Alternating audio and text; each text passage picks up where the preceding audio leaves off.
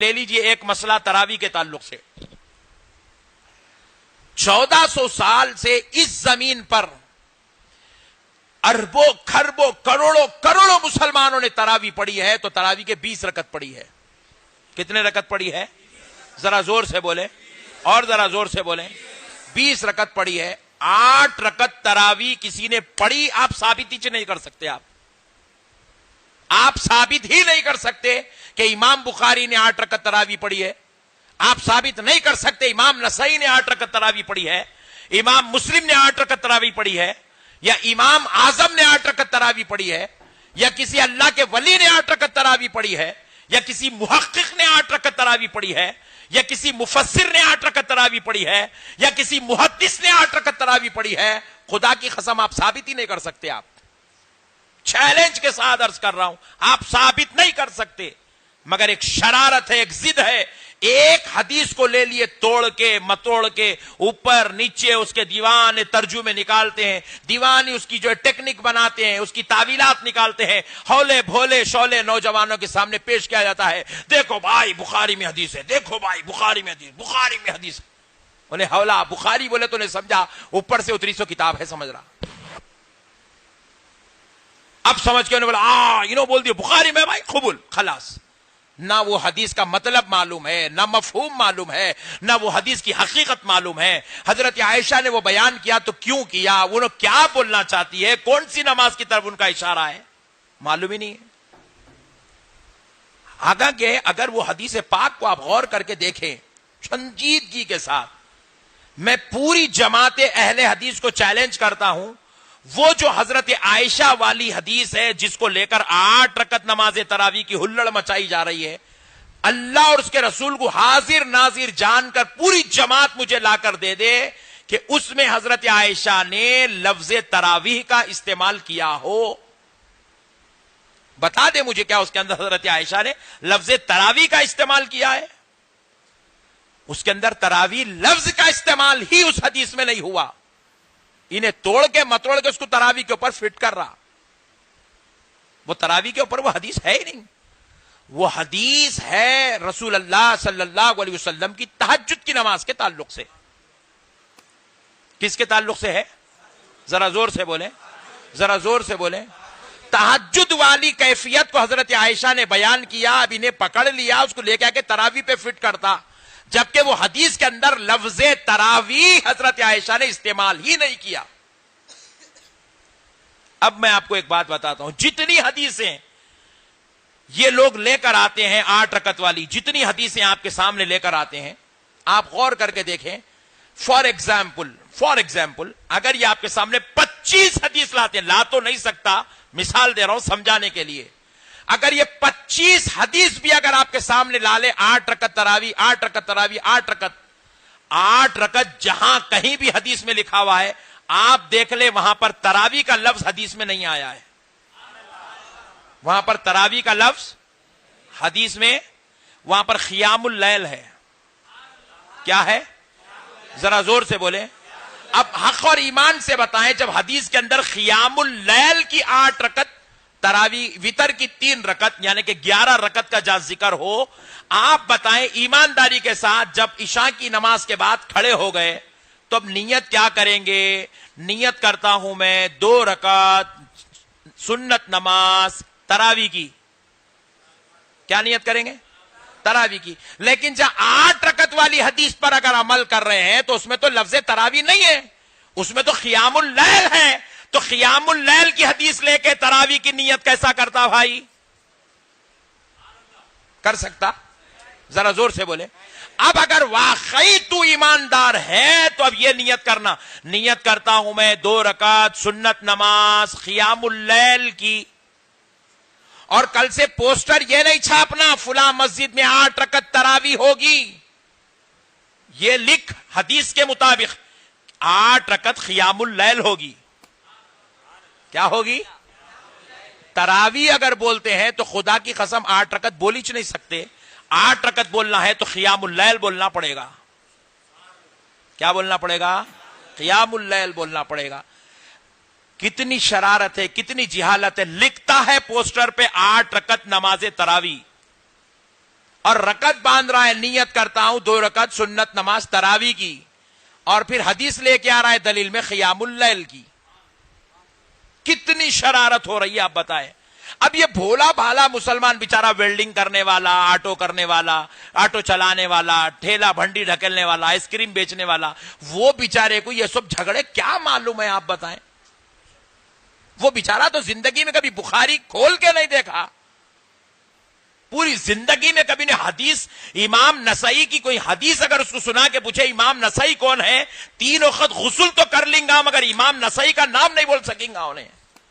ویسے کو پکڑ کر امام نسائی نے کہا، امام بخاری نے کہا، امام مسلم نے کہا. او کون سی چڑیا آ گئی میرے گھر میں سمجھ رہا انہیں، اس کو دم بھی نہیں معلوم ہے امام بخاری اور بخاری شریف کی. افسوس کی بات ہے دوستو، آج امت مسلمہ کو اس طریقے سے بہکا بہکا کر بالخصوص بھولے بھالے نوجوانوں کو برباد کیا جا رہا ہے. نوجوانوں، تم سے تمہارا بھائی گزارش کرتا ہے، اللہ کے واسطے یہ ظالموں کے شر میں آ کر اپنی آخرت کو برباد مت کرو، رسول اللہ سے اپنا تعلق مت توڑو. اب میں آپ کو اور ایک مسئلہ سمجھاتا ہوں، دیکھیے گا. آپ روزانہ دن میں جو فرض اور وتر ادا کرتے ہیں، روزانہ دن میں فجر کی کتنی فرض رکعت ہے؟ ذرا زور سے بولیں. Very good. 2 رکعت ہیں فجر کی فرض، 2 ہو گئے. اور ظہر کی کتنی ہے؟ 2 اور 4 کتنے ہو گئے؟ 6. اور عصر کی فرض رکعت کتنی ہے؟ 4. 6 اور 4 کتنے ہو گئے؟ 10. پھر مغرب کی فرض رکعت کتنی ہے؟ 3. 10 اور 3 13. اور عشاء کی فرض کتنی ہے؟ 4. 13 اور 4 17. 17 اور وتر کتنی ہے؟ 3. 17 اور 3 یہ فرض و واجب ملا کر ہوئے 20 رکعت. اسی لیے اللہ نے چاہا جب میرے فرض 20 ہیں تو میرے مصطفیٰ کی سنت بھی 20 رکعت ہو جائے.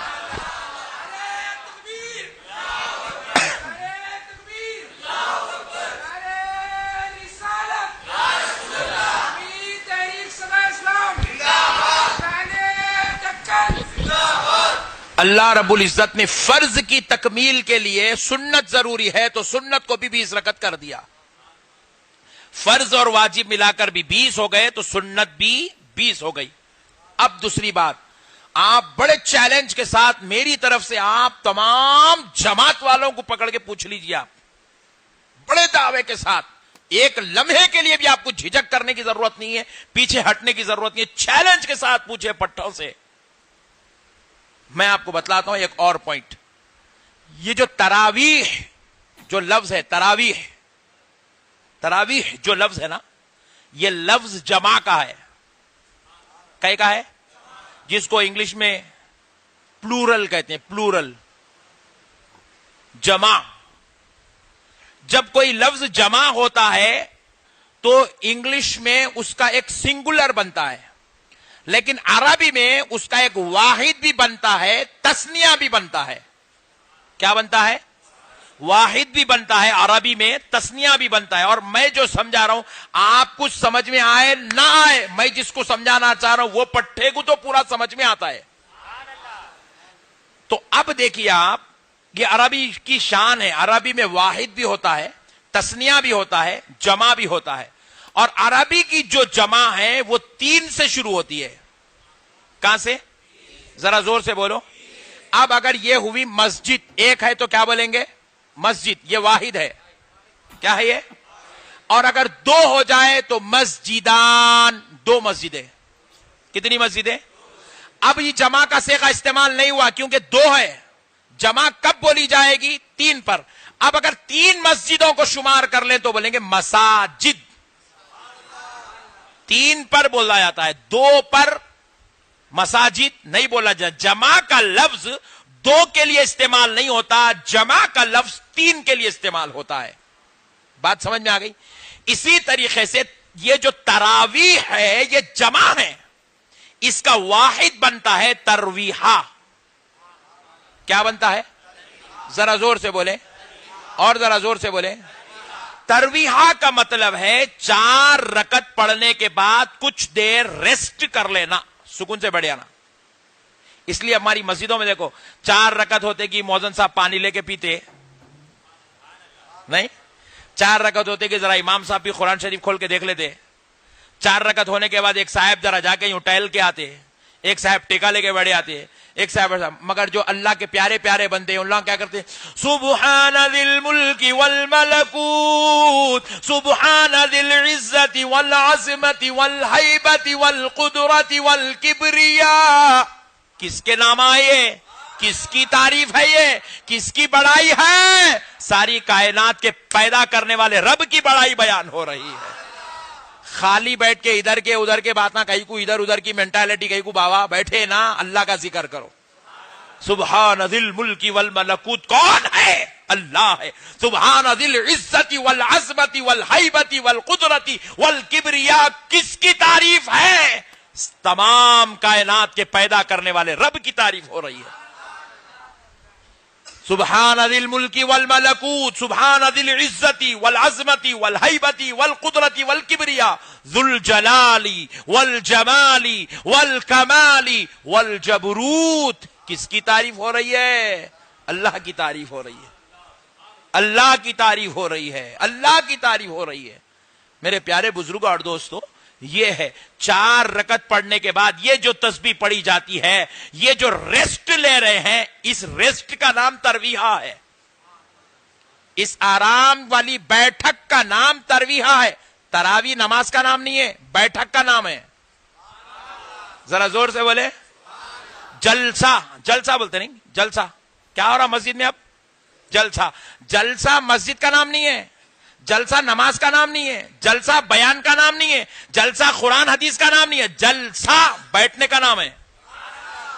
सब मिलके एक जगह बैठने को बोलते जलसा।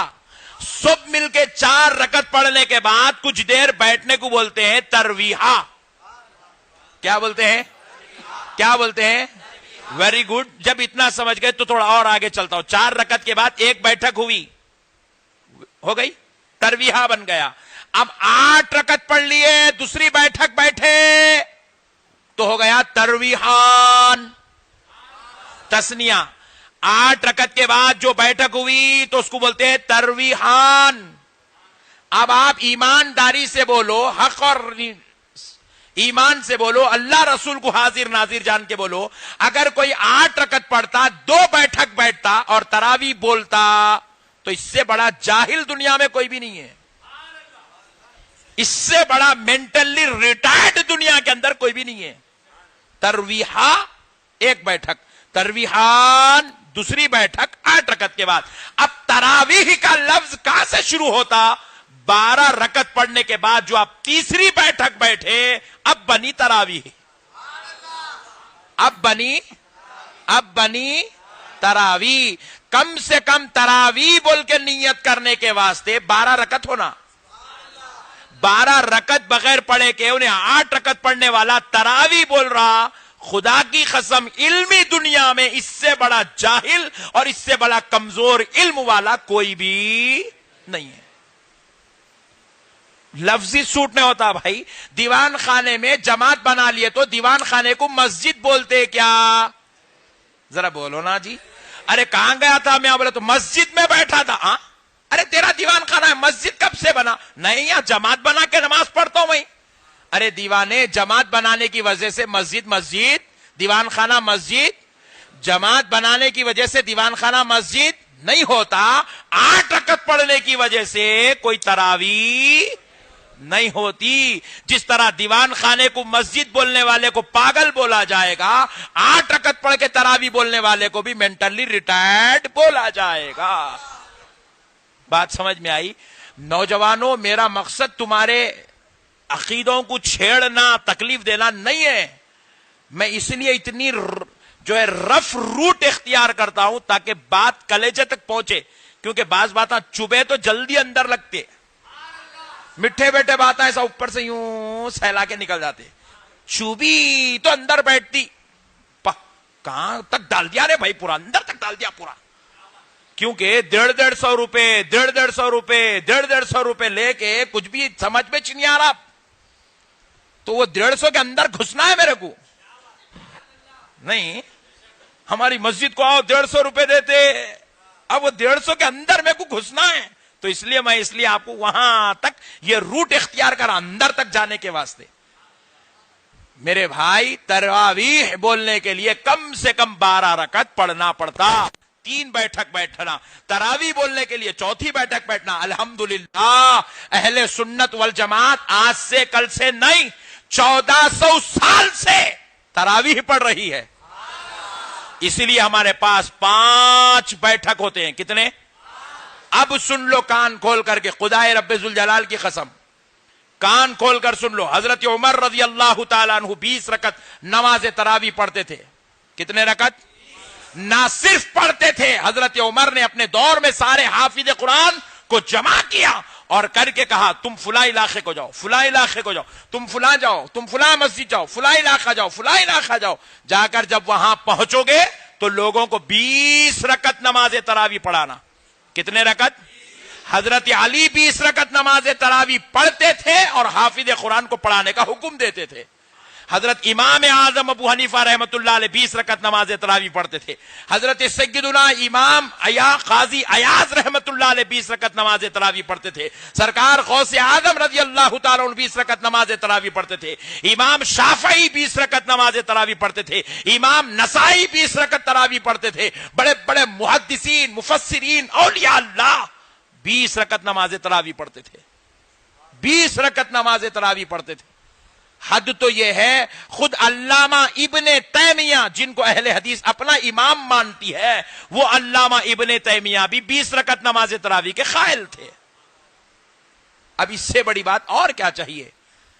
1400 سال سے مسجد نبوی شریف میں اور کعبۃ اللہ شریف میں، 1400 سال سے مسجد حرام میں 20 رکعت نماز تراویح پڑھی جا رہی ہے، 1400 سال سے۔